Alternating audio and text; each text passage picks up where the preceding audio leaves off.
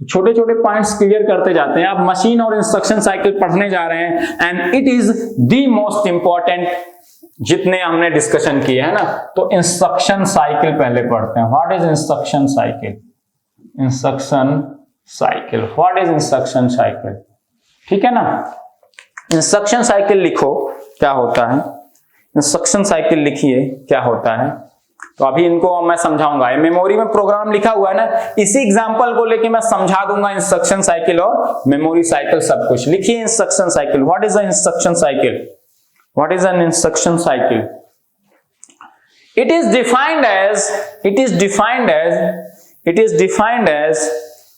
the total time taken by the microprocessor. It is defined as the total time taken by the microprocessor. It is defined as the total time taken by the microprocessor. It is defined as the total time taken by the microprocessor to complete an execution of an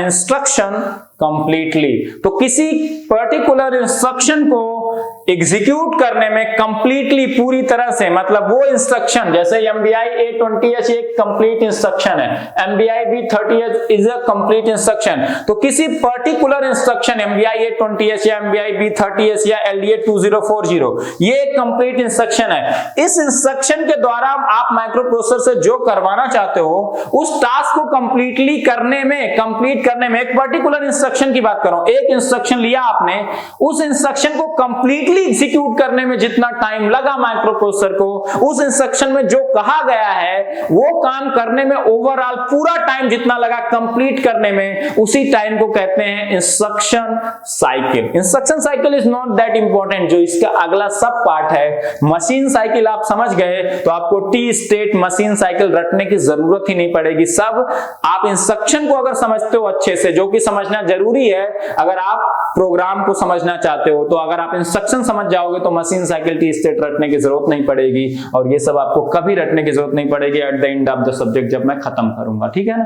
तो instruction cycle होगा कि एक instruction, जैसे add भी एक instruction है, इस instruction को कंप्लीटली एग्जीक्यूट करने में व्हाट माइक्रोप्रोसेसर टाइम लेगा, that is called as the time instruction cycle का इंस्ट्रक्शन साइकिल, उसी को इंस्ट्रक्शन साइकिल है ना। मूव बीसी को एग्जीक्यूट करने में जितना टाइम लगेगा, इसको एग्जीक्यूट करने में जितना टाइम लगेगा वो है ना।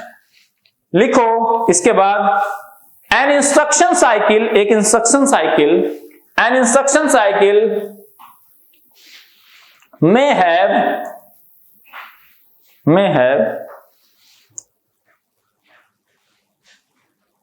many machine cycles है ना। तो इंस्ट्रक्शन साइकिल का सब पार्ट है मशीन साइकिल, और मशीन साइकिल का सब पार्ट आएगा क्या, टी स्टेट है ना। तो ये दोनों एक दूसरे से कनेक्टेड है, और सबसे इंपॉर्टेंट है इसमें मशीन साइकिल। मशीन साइकिल समझ लिए तो मुझे फिर बहुत ज्यादा समझाने की जरूरत नहीं पड़ेगी, और ये चीजें बार बार समझेंगे जब इंस्ट्रक्शन पढ़ेंगे, ताकि ये एकदम पक्की हो जाए। यहाँ पहले एक बार समझ लेते हैं 5-10 मिनट मशीन साइकिल समझ लेते हैं, फिर टी स्टेट, फिर यहाँ पे ये लेक्चर क्लोज करेंगे। ठीक है। तो ये बेसिक लेक्चर है, इसको बार बार रिवाइंड करके देखिए, अच्छे से समझिए क्या चीज कैसे हो रही है, क्यों हो रही है, तो आपको बहुत सारे आपके बेसिक छोटे छोटे डाउट्स क्लियर रहेंगे हमेशा। ठीक है ना। What is a machine cycle? आप देखिए, आप ध्यान से देखिएगा, ध्यान से ये इंस्ट्रक्शन आपने मेमोरी पे क्या कर दिया, स्टोर कर दिया भाई साहब। ठीक है। अब आपने स्टार्टिंग एड्रेस माइक्रोप्रोसेसर को दे दिया कि आपका प्रोग्राम कहां लिखा है, भाई स्टार्टिंग एड्रेस 2000 से मेरा प्रोग्राम शुरू हो रहा है, उसको लाइन बाय लाइन पढ़ो और एग्जीक्यूट करो और क्या कर दो, काम खत्म करो। माइक्रोप्रोसेसर के पास एड्रेस बस 16 बिट की है, तो वो 16 बिट का एड्रेस लेके किसी लोकेशन पे पहुंच सकता है ना। और उसके पास डेटा बस कितने का है, डेटा बस है उसके पास 8 बिट का, तो एक टाइम में वो 8 बिट का डेटा फेच कर सकता है। भाई डेटा बस के थ्रू ही तो डेटा फेच करेगा, रीड या राइट करेगा। माइक्रोप्रोसेसर को प्रोग्राम एग्जीक्यूट करना तो यहाँ रीड ऑपरेशन करना है ना। और इंस्ट्रक्शन की वजह से हो सकता है उसे राइट ऑपरेशन करना पड़े मेमोरी पे, है ना। ऐसा नहीं कि हमेशा मेमोरी से वो रीड ही करेगा, मेमोरी पे राइट करने भी जाना पड़ सकता है, डिपेंडिंग अपॉन कि आपका इंस्ट्रक्शन क्या कहता है। इंस्ट्रक्शन कह रहा है कि मेमोरी पे जाके कुछ राइट करो तो उसे राइट करना पड़ेगा। हाँ, प्रोग्राम आपको एग्जीक्यूट करना है तो प्रोग्राम को लाइन बाय लाइन रीड करके तभी तो उसे समझ में आएगा कि प्रोग्राम कह क्या रहा है, तभी तो वो एग्जीक्यूट करेगा। हाँ, वो इंस्ट्रक्शन जो उसने रीड करके अभी लिया, वो इंस्ट्रक्शन कह रहा है कि तुम जाके डेटा मेमोरी पे राइट करो, तो उसे राइट करने भी जाना पड़ेगा, है ना। बात ये समझना। तो प्रोग्राम लाइन बाय लाइन वो रीड करेगा तभी एग्जीक्यूट करेगा।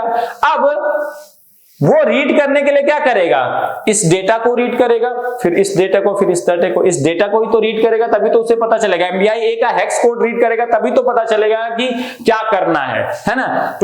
फिर MBI B का हेक्स कोड करेगा, 20H वो रीड करेगा, सारा line by line program read करेगा तभी तो उसे पता चलेगा करना क्या है। ये इंस्ट्रक्शन बताती है move immediate data into accumulator, I for immediate. जो इमीडिएटली डेटा गिवन है इंस्ट्रक्शन में, ये 20H इमीडिएटली गिवन है इंस्ट्रक्शन में, उसको तुम कहां डाल दो, मूव कर दो अक्यूमुलेटर में। इस इंस्ट्रक्शन के बाद आपका अक्यूमुलेटर का कंटेंट कितना हो जाएगा, 20H हो जाएगा, है ना। ये सारे इंस्ट्रक्शन सेट अभी पढ़ने वाले हैं आगे, है ना।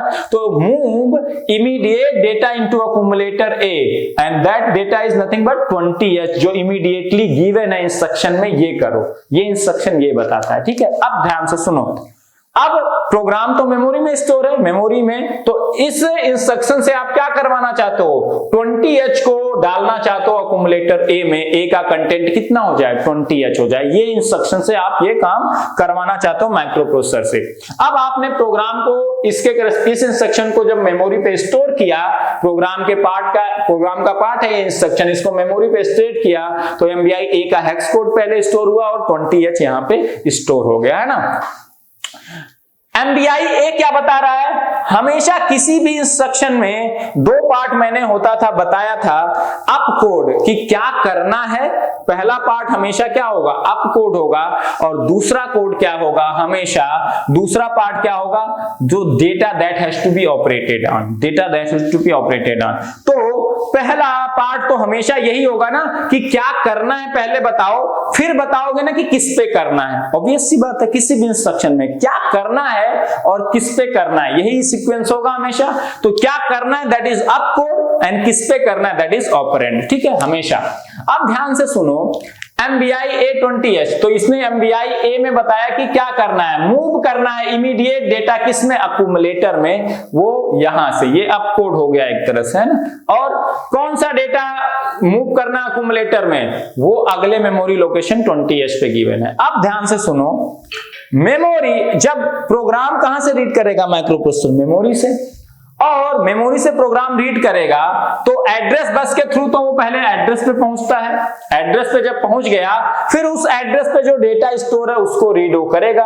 अब डेटा बस माइक्रो प्रोसेसर के पास कितने बिट का है, 8 बिट का है ना, ये शुरू में ही पढ़ चुके हैं। तो जब 8 बिट का डेटा माइक्रो प्रोसेसर के पास है तो वो एक टाइम में 8 बिट की इंफॉर्मेशन ही फेच कर सकता है एक टाइम पे, क्योंकि 8 बिट से ज्यादा उसके पास डेटा बस है नहीं, क्योंकि डेटा बस के थ्रू ही वो डेटा को रीड या डेटा को राइट करेगा, है ना। तो 8 बिट का डेटा बस ही उसके पास है, तो एक टाइम पे वो एक पर्टिकुलर टाइम पे 8 बिट का डेटा ही फेच कर सकता है, मतलब 1 बाइट का डेटा फेच कर सकता है ना। और एक मेमोरी लोकेशन पे कितने बिट का डेटा होता है बाय डिफॉल्ट, 8 बिट का। मतलब माइक्रो प्रोसेसर एक टाइम पे केवल एक ही मेमोरी लोकेशन को एक्सेस कर सकता है। इसी तरह से इनपुट डिवाइस के पास भी 8 बिट का डेटा स्टोर होता है। जितने इनपुट डिवाइसेस आप कनेक्ट करते हो किससे, माइक्रो प्रोसेसर 8085 से, सब पे कितने बिट का डेटा स्टोर होता है, 8 बिट का डेटा, है ना। आउटपुट डिवाइस पे आप कितने बिट का डेटा राइट कर सकते हो, 8 बिट का डेटा। तो जो इनपुट आउटपुट डिवाइसेस कनेक्ट होते हैं माइक्रो प्रोसेसर 8085 से, उनपे सब पे जो डेटा साइज होती है वो बाय डिफॉल्ट 8 बिट की होती है। इनपुट डिवाइस से जो डेटा आप रीड करते हो, इनपुट डिवाइस से रीड करेगा माइक्रो, वो 8 बिट का डेटा ही होता है बाय डिफॉल्ट। और आउटपुट डिवाइस पे जाके जो राइट करते हो वो भी 8 बिट का डेटा होता है ना। तो आप एक टाइम पे एक ही मेमोरी लोकेशन को एक्सेस कर सकते हो। क्यों? क्योंकि एक मेमोरी लोकेशन पे 8 बिट का डेटा है और माइक्रोप्रोसेसर 8 बिट से ज्यादा का डेटा एक टाइम में एक्सेस नहीं कर सकता, क्योंकि उसके पास एड्रेस डेटा बस 8 बिट का है। या एक टाइम पे वो एक ही इनपुट डिवाइस को एक्सेस कर सकता है, क्योंकि 8 बिट का डेटा एक इनपुट पे भी है, दूसरे वाले इनपुट पे भी है, तीसरे वाले पे। तो एक टाइम पे जब ये एक ही बिट का डेटा एक्सेस कर सकता हो तो एक टाइम पे केवल एक ही इनपुट डिवाइस को एक्सेस कर सकता है। या जब ये डेटा राइट करने जाएगा तो डेटा बस के थ्रू ही तो राइट करने जाएगा, वही 8 बिट का जो डेटा बस है उसी पे डेटा रख के जाके कहीं राइट करेगा या उसी के थ्रू कहीं से डेटा रीड करेगा। कोई अलग से कोई और डेटा बस नहीं है, रीड राइट करने के लिए वही डेटा बस है। तो एक टाइम पे केवल एक ही आउटपुट डिवाइस पे जाके वो राइट भी कर सकता है ना। तो एक टाइम पे माइक्रोप्रोसेसर किसी एक ही मेमोरी लोकेशन को एक्सेस कर सकता है, चाहे रीड के टर्म में हो चाहे राइट के टर्म में, या एक टाइम पे केवल एक ही इनपुट डिवाइस को एक्सेस कर सकता है, या एक टाइम पे केवल एक ही आउटपुट डिवाइस को एक्सेस कर सकता है। ये बहुत ही इंपॉर्टेंट पॉइंट है, राइट डाउन करके लिख लो, कभी गलती नहीं करोगे। अब देखो मशीन साइकिल क्या होती है, अब मैं समझाने जा रहा हूं। ये बात समझ में आई? एक टाइम पे एक ही मेमोरी लोकेशन या एक ही इनपुट डिवाइस या एक ही आउटपुट डिवाइस एक्सेस हो सकता है एक टाइम पे, कोई इनमें से एक। क्या एक इनपुट डिवाइस उस समय अगर रीड हो रहा होगा तो बाकी कुछ नहीं, मेमोरी या आउटपुट डिवाइस से कुछ नहीं हो सकता, क्योंकि 8 बिट का डेटा बस वहां इंगेज है। अगर आउटपुट डिवाइस पे कुछ राइट कर रहे हो तो उस समय आउटपुट डिवाइस पे राइट का ऑपरेशन ही चलेगा एक टाइम पे एक आउटपुट डिवाइस पे, बाकी मेमोरी और इनपुट से कुछ नहीं हो सकता, क्योंकि डेटा बस वहां इंगेज है। एक मेमोरी लोकेशन से 8 बिट का डेटा फेच हो रहा है तो इनपुट और आउटपुट डिवाइस से कुछ नहीं हो सकता, क्योंकि वहां पे एक मेमोरी लोकेशन पे वो डेटा फेच करने के लिए स्टोर है, और एक टाइम पे एक ही मेमोरी लोकेशन का डेटा फेच हो सकता है ना। ये बात समझ में आई? ठीक है। अब देखो व्हाट इज मशीन साइकिल हम बताते हैं। ठीक है, लिखिए मशीन साइकिल क्या होता है। ये सबसे इंपॉर्टेंट है, ये इसको स्टार मार्क करो, इसी को मैं समझाऊंगा और हर इंस्ट्रक्शन में एक्सप्लेन करूंगा। Machine cycle, what is machine cycle? It is defined as the time taken by the microprocessor. It is defined as the time here, time taken by the microprocessor to complete. It is defined as the time taken by the microprocessor to complete an execution of accessing a memory location, accessing a memory, or accessing a input device, or accessing a output device. To complete an execution of accessing a memory or a input device or an input device or an output device. Okay?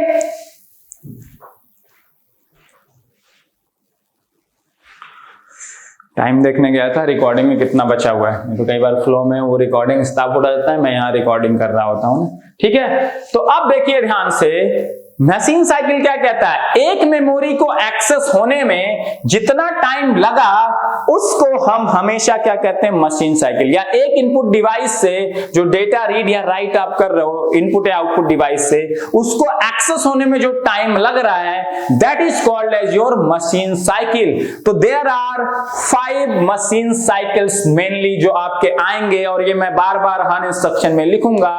क्या पहली fetch machine cycle कौन सी हैं? अभी मैं समझाते जाता हूं और यही पांचों समझ लोगे, कुछ करने की जरूरत नहीं पड़ेगी, सारे में याद रखोगे। फेच मशीन साइकिल है ना, इसको एक तो यप से रिप्रेजेंट करेंगे या इसको किससे रिप्रेजेंट करेंगे? यस से। कब यस से करेंगे वो अभी मैं बता दूंगा।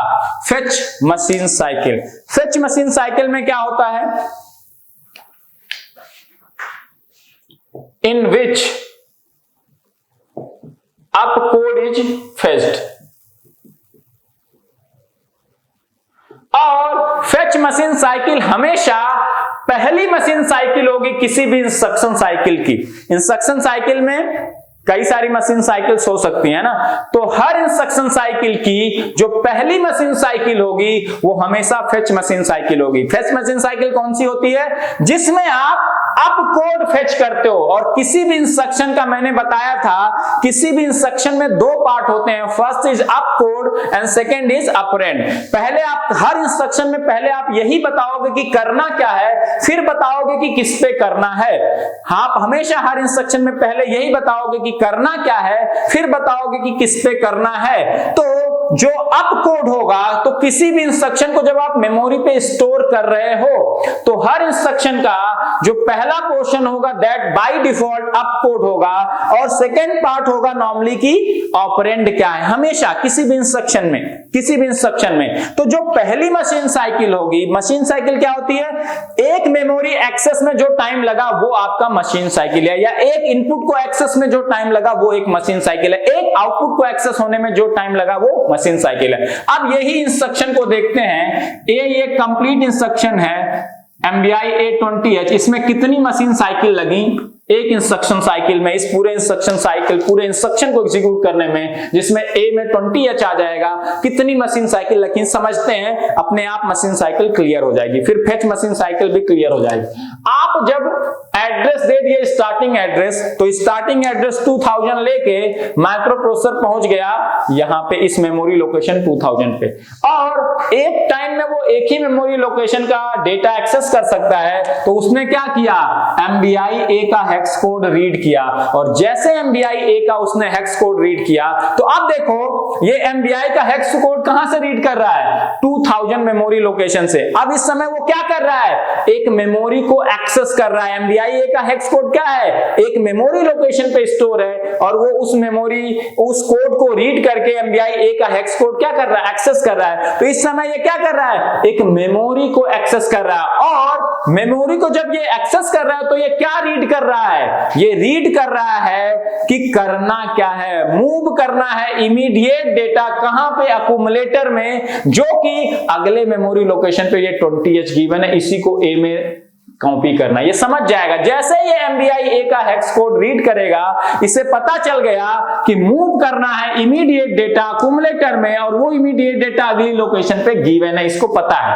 क्योंकि प्रोग्राम ऐसे ही स्टोर होता है, उसको पता है माइक्रो प्रोसेसर को, है ना। तो इसने क्या किया, पहले पता किया पहली मशीन, इस इंस्ट्रक्शन की जो पहली मशीन साइकिल MBI A का जब वो हेक्स कोड रीड कर रहा था, तो ये क्या था, एक मशीन साइकिल था, क्योंकि ये एक मेमोरी को एक्सेस कर रहा था जहां पे MBI A का हेक्स कोड लिखा हुआ था। तो जब भी one memory access is equivalent to one machine cycle, ध्यान रखो, one input access is equivalent to one machine cycle, one output access is equivalent to one machine cycle, और एक टाइम पे एक मेमोरी या तो आप एक्सेस कर सकते हो, या एक इनपुट डिवाइस एक्सेस कर सकते हो, या एक आउटपुट, और वन एक्सेस ऑफ इनपुट या वन एक्सेस ऑफ आउटपुट या one access of memory is called as machine cycle. तो जब ये MBI A का हेक्स कोड रीड कर रहा था, तो ये एक क्या थी, मशीन साइकिल, इसको एक्सेस करने में उसे जितना टाइम लगा that is called as machine cycle. और लेकिन जो ये एक्सेस था, ये बड़ा स्पेशल एक्सेस था, मेमोरी एक्सेस क्या था, इसमें आपने रीड किया था अप कोड की करना क्या है भैया, करना क्या है। अब अप कोड के साथ ऑपरेंड भी हो सकता है जो इंग्लिश वाला पोर्शन हो, हमेशा ध्यान रखना। कुछ लोग तर्क कर सकते हैं, sir up code fetch cycle में आप अप कोड रीड करते हो कि करना क्या है, तो करना है मूव करना है, MB से मूव आया, इमीडिएट डेटा मूव करना है, हाँ। और इंग्लिश वाला वर्ड अप कोड का पार्ट हो सकता है, उसमें ऑपरेंड हो सकता है। जितने रजिस्टर्स के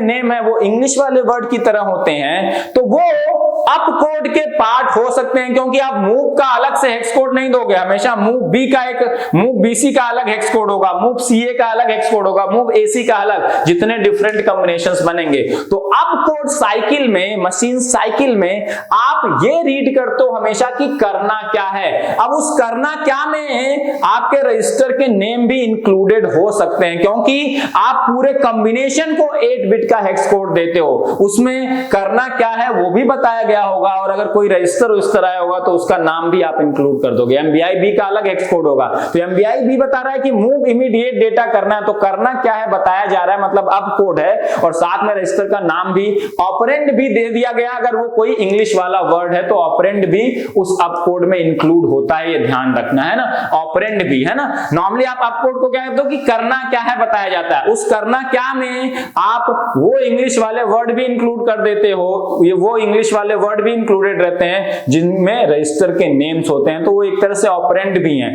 तो अप कोड में ऑपरेंड भी इंक्लूडेड हो सकता है अगर वो इंग्लिश वाला वर्ड है बेटा, क्योंकि उसके लिए अलग से कोई हेक्स कोड नहीं लिखते हैं ना, तो पूरा कंबाइंड होता है। तो इसमें लेकिन आपने क्या पता किया, ये तो पता किया ना गारंटी के साथ करना क्या है, मूव करना इमीडिएट डेटा, और एक ऑपरेंड आपका इंग्लिश वाला वर्ड या रजिस्टर का नेम था तो उसको भी आपने इसके साथ इंक्लूड करके पूरा हेक्स कोड बना दिया। लेकिन इसमें ये पता तो किया ना कि करना क्या है, मूव करना इमीडिएट डेटा, और किसमें करना है, अकुमुलेटर में। एक ऑपरेंड अकुमुलेटर है और दूसरा ऑपरेंड क्या है, डेटा है 20 जो अगली लोकेशन पे है। और एक टाइम में आप एक ही मेमोरी लोकेशन एक्सेस कर सकते हो, और एक मेमोरी एक्सेस का जो टाइम होता है उसी को एक मशीन साइकिल कहते हो। एक इनपुट एक्सेस का जो टाइम होता है एक मशीन साइकिल कहते हो, एक आउटपुट का एक्सेस का जो टाइम होता है एक मशीन साइकिल कहते हो। तो ये जो पहली मशीन साइकिल होगी किसी भी इंस्ट्रक्शन की, वो हमेशा up code fetch machine cycle होगी, या उसी को फेच मशीन साइकिल कहते हैं। उसी को क्या कहते हैं, फेच मशीन साइकिल कहते हैं, क्योंकि किसी भी इंस्ट्रक्शन का जो पहला पार्ट होता है वो बाय डिफॉल्ट क्या होता है, करना क्या है यही बताया जाता है पहले पार्ट में हमेशा। तो पहला जो साइकिल होगी किसी भी इंस्ट्रक्शन की वो हमेशा फेच मशीन साइकिल होगी। लिख लो, the first and the only first machine cycle of every instruction, the first and only first instruction of every machine cycle, first and only first instruction, first machine cycle of every instruction is fetch machine cycle. या fetch machine cycle is the first and only first machine cycle of every instruction, क्योंकि हर instruction का पहला part होगा कि करना क्या है हमेशा। ठीक है,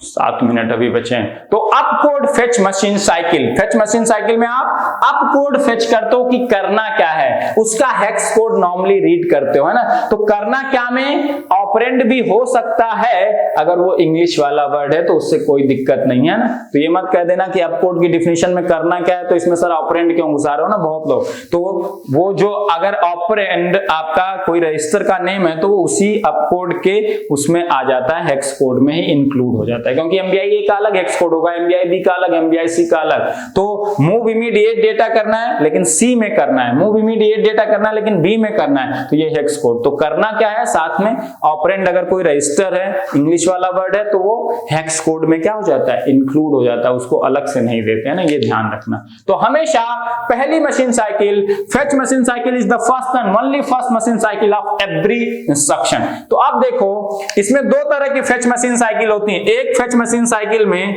4 T स्टेट्स लगते हैं। T स्टेट मतलब 1 clock time period, 1 clock time period, 1 clock time period, 1 clock time period.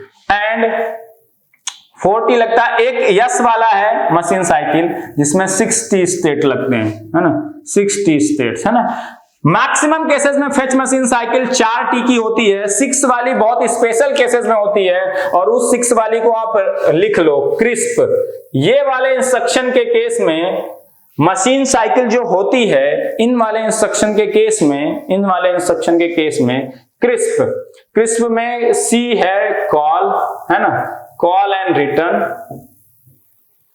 Call and return, restart instruction एक आती है, ये पढ़ेंगे, I for INX and DCX, S for SPHL and PCHL, ये instruction set है, और P for push, push है ना, पुश है, पुश आई थिंक, है ना, पुश, ठीक है, P फॉर पुश की पॉप। ये वाला एक बार चेक कर लेंगे, इसको मैं बता दूंगा, इसको स्टार मार्क कर दो।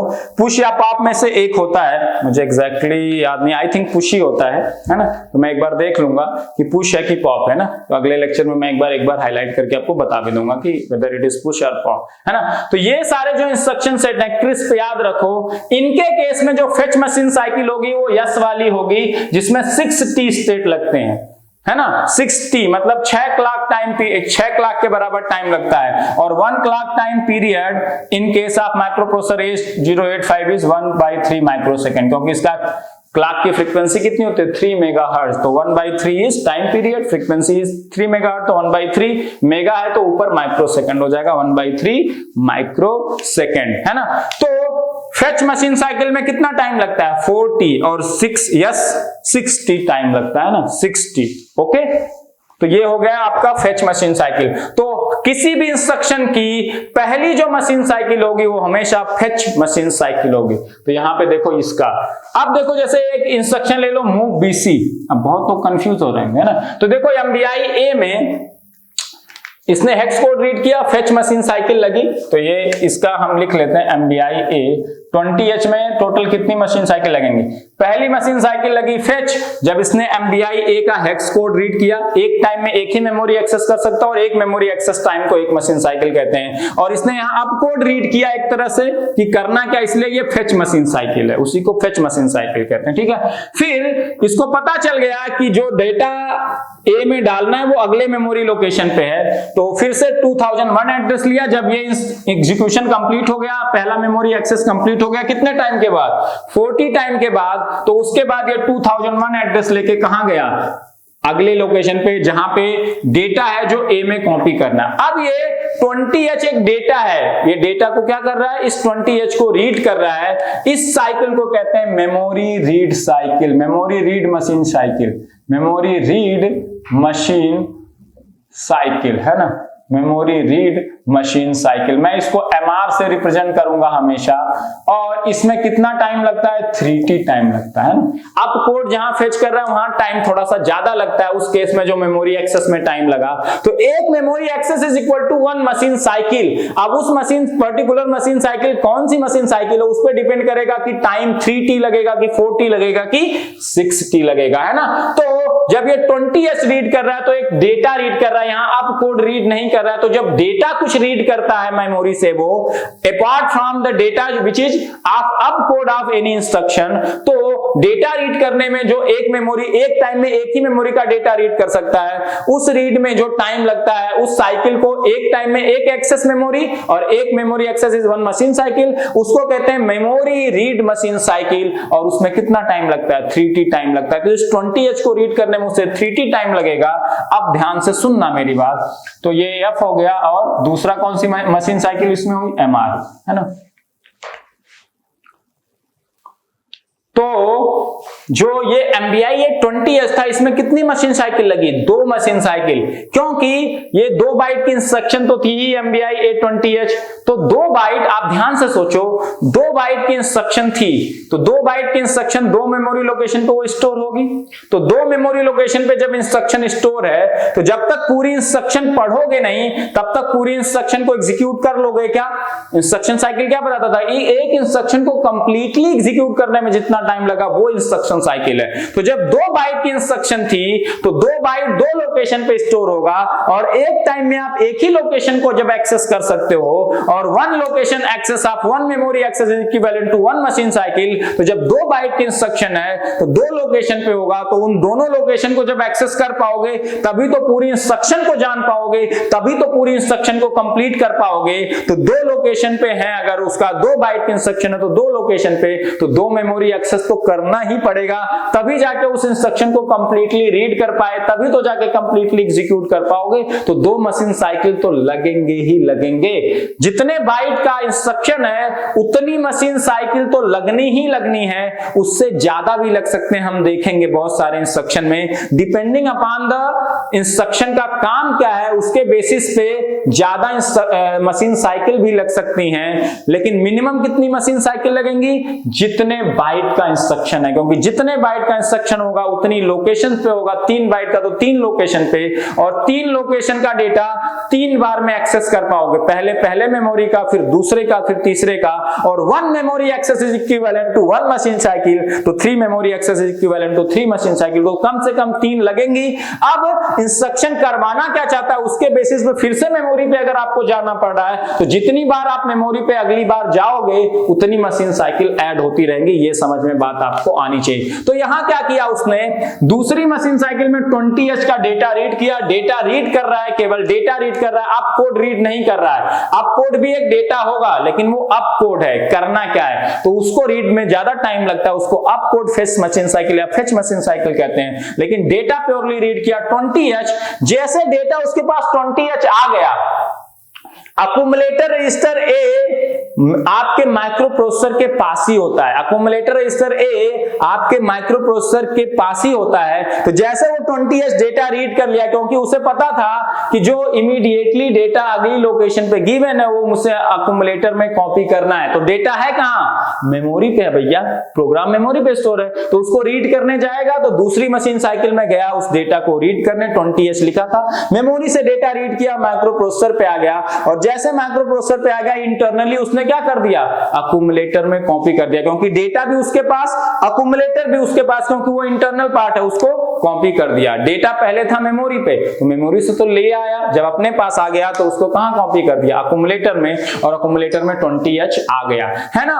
तो अब जो इंटरनल ऑपरेशन है आपका माइक्रो प्रोसेसर का इंटरनल, उसमें आपका कोई अलग से टाइम नहीं लगता है ना। मेमोरी एक्सेस में जो टाइम लगता है वो एक मेमोरी में एक मशीन साइकिल, उसमें टाइम टी स्टेट के फॉर्म में लगता है, और इनपुट एक्सेस हो रहा है या आउटपुट एक्सेस हो रहा है तो उसमें जो टाइम लगता है उसको क्या कहते हैं? मशीन साइकिल कहते हैं। और उसमें टाइम आपका डिफाइन होता है कि किस मशीन साइकिल में कितना टाइम लगेगा, और उसी टाइम में इंटरनल ऑपरेशन का टाइम एडेड होता है। जैसे ये मेमोरी रीड में 3T टाइम है, तो ये 2001 लेके एड्रेस पे गया, 20H को इसने रीड किया, 20H रीड करके जैसे इसके पास आया, 20H उसके पास आया, अकुमुलेटर उसके पास इंटरनली अवेलेबल है, 20H को तुरंत कॉपी पेस्ट कर दिया अकुमुलेटर में। ये सारा टाइम ये 3T टाइम में क्या है? इंक्लूडेड है। इंटरनल ऑपरेशन का टाइम उसी में इंक्लूडेड होता है। तो हमें केवल काउंट करना होता है कितने मेमोरी एक्सेस हमने किए, या कितने इनपुट एक्सेस किए, या कितने आउटपुट एक्सेस किए एक पर्टिकुलर इंस्ट्रक्शन में, उतनी मशीन साइकिल हो गई।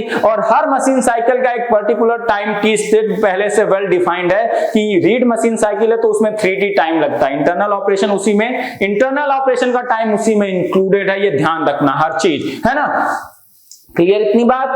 तो इसमें कितना लगा? फेच और मेमोरी, टोटल टाइम कितना लगा इस इंस्ट्रक्शन को एग्जीक्यूट होने में? 70, या 2 machine cycle fetch and memory read machine cycle, ये हो गए 2 मशीन साइकिल, है ना। तो एक चीज हमने ये भी समझी कि जितने बाइट का इंस्ट्रक्शन होगा, मैक्सिमम 3 बाइट का होता है और मिनिमम 1 बाइट का, तो उतनी मशीन साइकिल तो आपकी लगेंगी लगेंगी जितने बाइट का होगा, क्योंकि 1 byte 1 memory access, 2 byte 2 memory access, 3 byte 3, तो उतनी। And depending upon the operation उससे ज्यादा मशीन साइकिल हो सकती है। 3 बाइट का है तो 3 बाइट जब तक पूरा पढ़ नहीं लोगे, कंप्लीट इंस्ट्रक्शन पढ़ नहीं लोगे, तो पहले कंप्लीटली एग्जीक्यूट कर पाओगे नहीं। तो 3 बाइट को एक्सेस करने के लिए 3 बार मेमोरी पे जाना पड़ेगा, क्योंकि एक टाइम में एक ही मेमोरी एक्सेस कर सकते हो। जब इसको एक्सेस कर रहे होगे तो केवल इसको, जब इसका एक्सेस कंप्लीट होगा तब इसको एक्सेस कर पाओगे, तब डेटा बस फ्री होगा ना, तब इसको एक्सेस, इसको जब एक्सेस करोगे तो केवल इसको, जब इसको कर लोगे तभी अगले पे जाओगे ना। एक टाइम एक ही मेमोरी एक्सेस, तो 3 बाइट एक्सेस करने के लिए 3 बार मेमोरी पे जाना पड़ेगा, और जितनी बार मेमोरी पे जाते हो, जितने बार मेमोरी को एक मेमोरी को एक्सेस करते हो, एक मशीन साइकिल ऐड हो जाता है। और वो कौन सा होगा? फेच होगा, मेमोरी रीड होगा। इसी तरह से एक होता है मेमोरी राइट। जब कोई डेटा राइट करने जाता हूं मेमोरी पे, माइक्रो प्रोसेसर जाता है राइट करता है डेटा या स्टोर करता है, उसी को स्टोर बोलते हैं ना। Memory write machine cycle, machine cycle, इसमें कितना टाइम लगता है? इसमें भी टाइम लगता है 3T, है ना। तो जब ये इंस्ट्रक्शन पढ़ेंगे तो समझ में आ जाएगा। चौथा मशीन साइकिल है, ये दूसरा हो गया, ये तीसरा हो गया। और पहला एक था fetch machine cycle. Fetch machine cycle में 2 तरह के थे, ये एक F वाला जिसमें 4T लगता है, एक 60 वाला था जिसमें ये वाले इंस्ट्रक्शन के केस में फेच मशीन साइकिल, या आप कोड जब आप फेच कर रहे होगे मेमोरी से तो उसमें 6T स्टेट लगेंगे। कॉल एंड रिटर्न इंस्ट्रक्शन के केस में, रिस्टार्ट इंस्ट्रक्शन के केस में -DCX, SPHL, PCHL, और ये पुश या पॉप में से एक है, दोनों नहीं होते हैं, या तो पुश है यहाँ पे या तो पॉप है ना। वो मैं देख लूंगा, मोस्ट प्रोबेबली पुश ऑपरेशन है, ठीक है ना। एक बार आप भी चेक कर लेना, मुझे एग्जैक्टली याद नहीं आ रहा है। अब देखो जैसे ये हुआ, ये एक इंस्ट्रक्शन है, कौन सा? ये कंप्लीट एक इंस्ट्रक्शन है मूव BC। क्या करना है इसमें? ये C का डेटा B में कॉपी करना है। ये इंस्ट्रक्शन सेट अभी पढ़ेंगे। ये वाला होता है सोर्स रजिस्टर, ये होता है डेस्टिनेशन, सोर्स का डेटा डेस्टिनेशन में कॉपी करना, ठीक है। तो ये मूव BC, इसका एक हेक्स कोड होगा क्योंकि पूरा इंग्लिश वाला वर्ड है। तो माइक्रो माइक्रोप्रोसेसर जब इस लोकेशन पे है, माइक्रोप्रोसेसर सीरियली एग्जीक्यूशन कर रहा है, पहले इस मेमोरी को एक्सेस किया, फिर इसको 20H कॉपी कर दिया, फिर इसका, फिर इसको कर दिया, फिर इसका, फिर इसको कर दिया, फिर इसका। अब ये 2006 एड्रेस पे आया तो इसने क्या किया, अब रीड करना शुरू करेगा कि करना क्या प्रोग्राम को। तो इसने क्या रीड किया, मूव बीसी का हेक्स कोड है ना, मूव बीसी का। तो ये क्या एक अब कोड है कि नहीं, आप क्या बता रहे हो, मूव करना है किसका डेटा, सी का डेटा बी में रीड करना है। तो अब मूव बीसी के केस में एक मशीन साइकिल लगी फेच। अब ध्यान से सुनना, इसने क्या किया, मूव बीसी में इसने क्या कर रहा है, अब कोड ही तो फेच कर रहा है, क्योंकि क्या करना है, मूव करना है। क्या करना है, मूव करना, ऑपरेशन मूव करना है किसका डेटा, सी का डेटा बी में मूव करना है, यही तो है। तो आप क्या कह रहे हो, करना क्या है, इसी मशीन साइकिल में तो रीड कर रहे हो, तो ये क्या है, फेच मशीन साइकिल।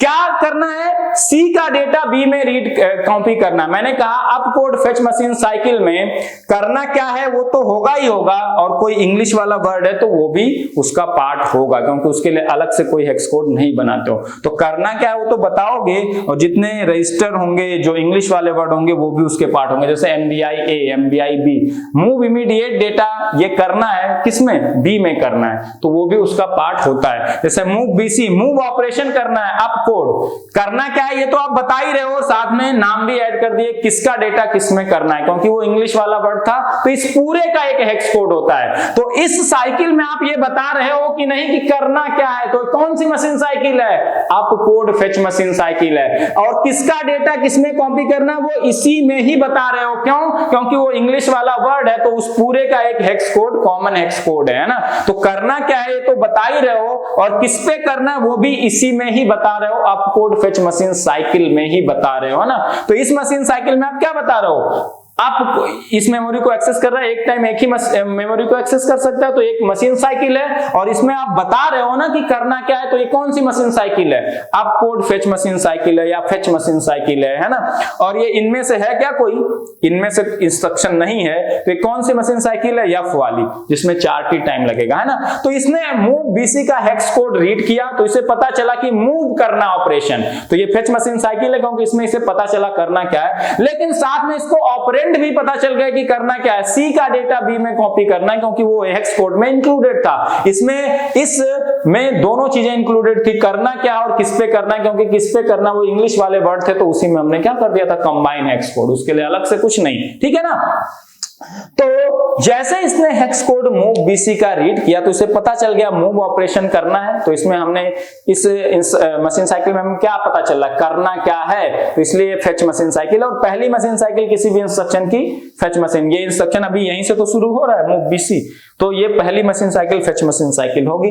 और जैसे आपने रीड किया तो पता चला माइक्रोप्रोसेसर की मूव ऑपरेशन करना है कहां, सी का डेटा बी में मूव करना है। सी भी इंटरनली अवेलेबल है माइक्रोप्रोसेसर के पास, क्योंकि जो रजिस्टर अरेज होते हैं वो सारे माइक्रोप्रोसेसर के पास हैं, SP, PC, AB, A, B, C, D, E, HL सारे माइक्रोप्रोसेसर के पास हैं। तो जैसे इसने रीड किया कि करना क्या है, C इसके पास अवेलेबल था, B इसके पास अवेलेबल है, C का डेटा B में कॉपी करना इसे पता चल गया यहां से हेक्स कोड रीड करके मेमोरी से, तो इसने इंटरनली सी का डेटा इमीडिएटली बी में कॉपी कर दिया, और इसके लिए अलग से कोई मशीन साइकिल नहीं लगी। तो एक ही मशीन साइकिल जो फेच है 4T, इसी में सब कुछ हो गया। इंटरनल ऑपरेशन का टाइम मैंने बताया है कि उसी मशीन साइकिल में इंक्लूड हो, तो आपको केवल मेमोरी एक्सेस या इनपुट एक्सेस या आउटपुट एक्सेस काउंट करना है। जो इंटरनल ऑपरेशन होंगे उस मशीन साइकिल के, वो इंटरनली, उसमें अलग से कोई टाइम नहीं है, एडेड टाइम है, ये उसी हिसाब से बनाया ही गया। तो जैसे इसने रीड किया कि मूव ऑपरेशन करना है सी का डेटा बी में, सी और बी इंटरनली अवेलेबल थे, सी का डेटा तुरंत बी में कॉपी कर दिया। इस 4T टाइम में सारी चीजें हो गई, रीड हुआ, अपकोड रीड हुआ, तो अपकोड रीड हो मशीन साइकिल है तो 4T टाइम लगेगा। अपकोड फेच मशीन साइकिल या अपकोड रीड मशीन साइकिल। अपकोड ये रीड मशीन साइकिल होगी हमेशा अपकोड, क्योंकि अपकोड मेमोरी पे प्रोग्राम लिखा होगा, अपकोड रीड करके पता करोगे कि क्या करना है, तो अपकोड रीड साइकिल होगी, है ना। तो इसने इंटरनली सी का डेटा बी में कॉपी कर दिया, ये टाइम उसी में क्या है, इंक्लूडेड है ना। तो पहली साइकिल, तो इसमें एक ही मशीन साइकिल थी और वो फेच मशीन साइकिल थे जिसमें बताया गया कि करना क्या है और किस पे करना, वो भी उसी का पार्ट बना दिया गया क्योंकि वो इंग्लिश वाला वर्ड था। तो है तो ओवरऑल ये फेच मशीन साइकिल है ना। और जैसे इसने रीड किया करना क्या और किस पे करना वो साथ में पता चल गया, इसको उसी फेच में इंक्लूडेड था।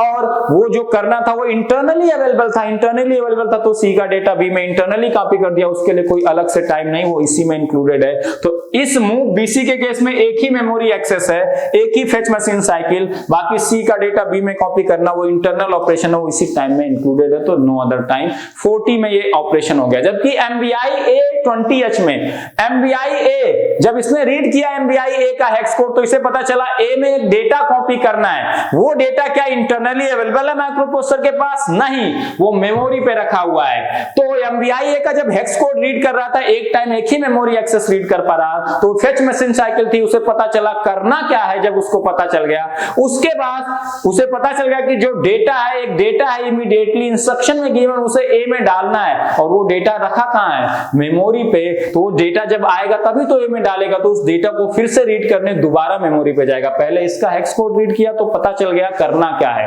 अब जो डेटा A में कॉपी करना, अगर वो इंटरनली अवेलेबल होता तो इसी टाइम में काम हो जाता। जैसे मूव A भी होता तो B का डेटा A में कॉपी होके ये काम हो चुका होता। A में जो डेटा जाना होता वो माइक्रोप्रोसेसर के पास इंटरनली अवेलेबल था in the form of content of register B, तो इंटरनली कॉपी हो जाता, कोई अलग से टाइम नहीं लगता। लेकिन जो डेटा A में कॉपी करना था वो मेमोरी पे स्टोर था और एक टाइम एक ही मेमोरी एक्सेस कर पा रहे हो, तो इसको जब एक्सेस कर रहे थे तब तो डेटा आपके पास था नहीं। जब आपको पता चल गया क्या करना है, एक डेटा है मेमोरी पे रखा हुआ, उसे A में कॉपी करना है, तो डेटा लेने तो मेमोरी पे जाना पड़ेगा। तो ये गया 20H को जब रीड किया, जब उसके पास आ गया तो A में कॉपी किया, तो दोबारा मेमोरी एक्सेस हुआ, तो इसलिए 2 मशीन साइकिल लगी। यहाँ पे एक ही मशीन साइकिल। जैसे ऐड बी का जैसे हेक्स कोड उसने रीड किया तो ये फेच मशीन साइकिल है ऐड बी में, है ना। यहीं से आप सब समझते जाओ। ऐड बी, जैसे आपने ऐड बी का हेक्स कोड रीड किया तो आपको पता चला एडिशन करना है, और अरिथमेटिक और लॉजिकल में एक ऑपरेंड तो अक्यूमुलेटर होता है, दूसरा आप दिए हो, तो क्या करना है, ऐड करना है ए के कंटेंट में क्या, बी का कंटेंट। तो जैसे, तो इसमें ये क्या है, फेच मशीन साइकिल है। क्यों? क्योंकि इसमें आप बता रहे हो कि करना क्या है, और करना क्या है के साथ ऑपरेंड भी दे दे रहे हो, क्योंकि वो इंग्लिश वाला वर्ड है तो उसको आप इसके साथ में इंक्लूड कर सकते हो। तो है तो ये फेच मशीन साइकिल, क्योंकि इसी में आप बता रहे हो करना क्या है। तो करना क्या आपने बता दिया और ऑपरेंड भी बता दिया, क्योंकि वो इंग्लिश वाला वर्ड था, उसके लिए ओवरऑल एक ही हेक्स कोड 8 बिट का। तो करना क्या है बताया, उसके बाद बी का डेटा ए में ऐड करना, तो ए भी इंटरनली अवेलेबल, बी भी इंटरनली अवेलेबल, ऐड करके ए में इंटरनली वो स्टोर कर देगा। ए में ही तो स्टोर करना है, क्योंकि ए और बी में जो एडिशन होगा, मैंने बताया था अरिथमेटिक जो रिजल्ट आता है वो अक्यूमुलेटर में स्टोर होता है। तो स्टोर कहां करना है, अक्यूमुलेटर में, वो भी इंटरनली अवेलेबल, तो वहीं स्टोर हो गया। तो इसके लिए अलग से मेमोरी पे जाना पड़ा क्या, नहीं, तो कोई अलग से मेमोरी साइकिल नहीं, फेच मशीन साइकिल में इसने रीड किया। करना क्या है, ऑपरेंड भी उसी के साथ ही से पता चल गया, और वो सारे ऑपरेंड इंटरनली अवेलेबल थे, इंटरनली उसने ऑपरेट करके इंटरनली ही स्टोर भी करना था, अक्यूमुलेटर में कर दिया। उसके लिए अलग से कोई मशीन साइकिल नहीं, क्योंकि अलग से मेमोरी पे फिर से जाना नहीं पड़ा, ना इनपुट पे जाना पड़ा ना आउटपुट पे, तो एक ही मशीन साइकिल फेच में सब कुछ हो गया। ठीक है ना, इस तरह से ये काम करता है। यही आप चीजें नहीं समझते हो मशीन साइकिल का मतलब, इसीलिए आप कंफ्यूजियाए रहते हो और करते रहते हो चीजें, बहुत सारा युद्ध अपने आप से करते रहते हो। देखो ये सारी चीजें मैं समझाता जा रहा हूं, आप अपने हिसाब से नोट करते जाना। ये सबसे इंपॉर्टेंट लेक्चर है, आगे से ये सारी चीजें मैं कराऊंगा। मशीन साइकिल टी सेट आप लिखते जाओगे सटासट एकदम तेजी से, है ना। बस मैं इंस्ट्रक्शन समझाऊंगा तो मशीन साइकिल आपके पिक्चर में बैठ चुका है दिमाग में, तो आप अपने आप मशीन साइकिल रखोगे कि कितना होगा। और कम से कम कितने मशीन साइकिल लगते हैं, जितने बाइट का इंस्ट्रक्शन है, और उससे ज्यादा भी लग सकते हैं। हम देखेंगे कुछ इंस्ट्रक्शन जितने बाइट का होंगे उतनी मशीन साइकिल तो लगेगी, और एडिशनल मशीन साइकिल लगेगी डिपेंडिंग अपॉन द ऑपरेशन। तो जब इंस्ट्रक्शन पढ़ेंगे वो थोड़े टिपिकल वाले बड़े इंस्ट्रक्शन है, तो उनको जब पढ़ेंगे तब समझेंगे, तब वहां आपको समझ में आ जाएगा। इसको मैं अच्छे से समझाऊंगा। चौथी मशीन साइकिल और लिख लो, input read machine cycle. Input read, जब इनपुट को रीड करेगा, एक टाइम एक ही इनपुट को रीड कर सकता है, इनपुट रीड, और इनपुट से हमेशा रीड करेगा, मेमोरी से तो रीड भी कर सकता है, राइट भी। मशीन साइकिल इसको मैं हमेशा रिप्रेजेंट करूंगा IR से, इनपुट रीड, और इसमें कितना टाइम लगता है, एक इनपुट रीड, एक टाइम में एक ही इनपुट को रीड करोगे और एक इनपुट रीड जो कर रहे हो उसी को इनपुट रीड मशीन साइकिल कहते हैं, और उसमें कितना टाइम लगता है 3T। जैसे एक मेमोरी का एक्सेस एक मशीन साइकिल है, वैसे एक इनपुट का रीड भी एक मशीन साइकिल है, एक आउटपुट का राइट भी एक मशीन साइकिल है। एक आउटपुट को राइट करने में जितना टाइम लगा वो आउटपुट राइट मशीन साइकिल, एक इनपुट को रीड करने में जितना टाइम लगा वो इनपुट रीड मशीन साइकिल, और उसमें 3T बाय डिफॉल्ट हमेशा 3T टाइम लगता है टोटल टाइम। और पांचवा है आउटपुट राइट मशीन साइकिल, है ना, और ये है आउटपुट राइट, OW से मैं लिखूंगा, ये भी 3T टाइम है। बस ये 6T वाला याद रखो।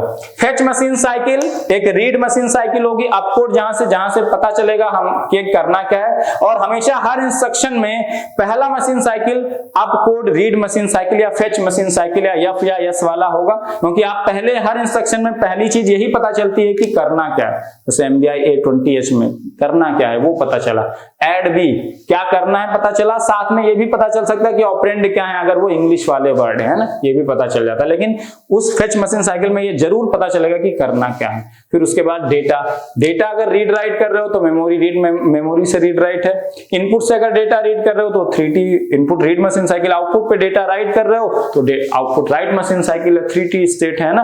तो एक मेमोरी एक्सेस या एक इनपुट एक्सेस या एक output access is equivalent to one machine cycle. Input पे इनपुट रीड मशीन साइकिल लगेगा, आउटपुट पे आउटपुट राइट, मेमोरी पे memory read machine cycle, memory write, और एक मेमोरी में फेच मशीन साइकिल जिसमें अब कोड रीड कर रहे होगे। डेटा रीड कर रहे होगे तो memory read cycle, data right करोगे तो डेटा एक टाइम में एक ही मेमोरी से डेटा या तो रीड करोगे, एक मेमोरी पे डेटा राइट करोगे, या है ना।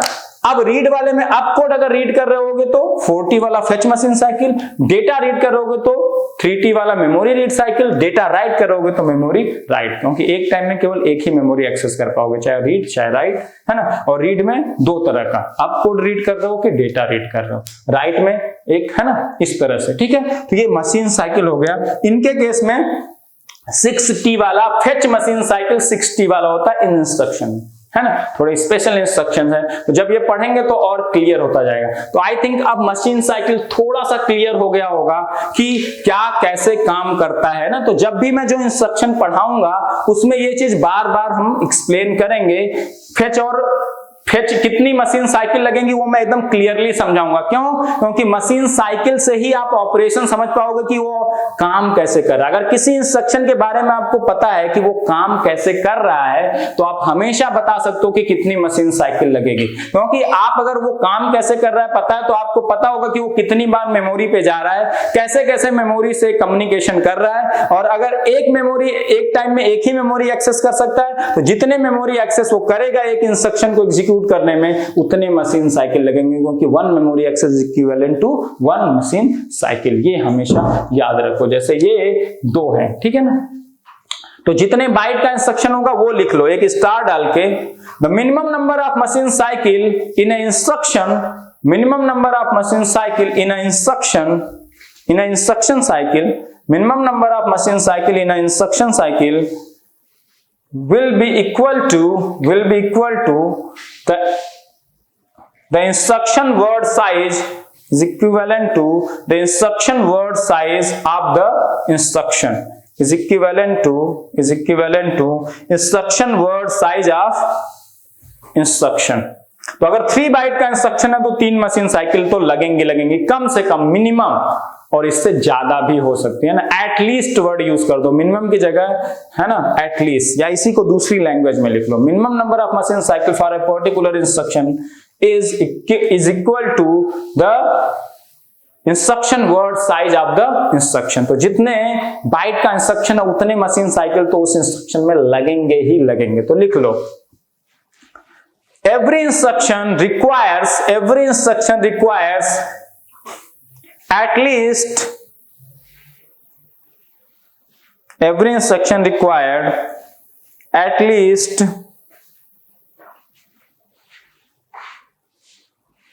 every instruction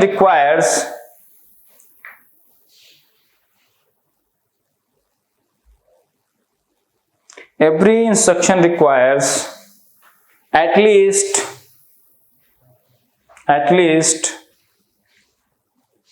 at least the number of machine cycles, at least the number of machine cycles equal to, at least the number of machine cycles equal to, at least the number of machine cycles equal to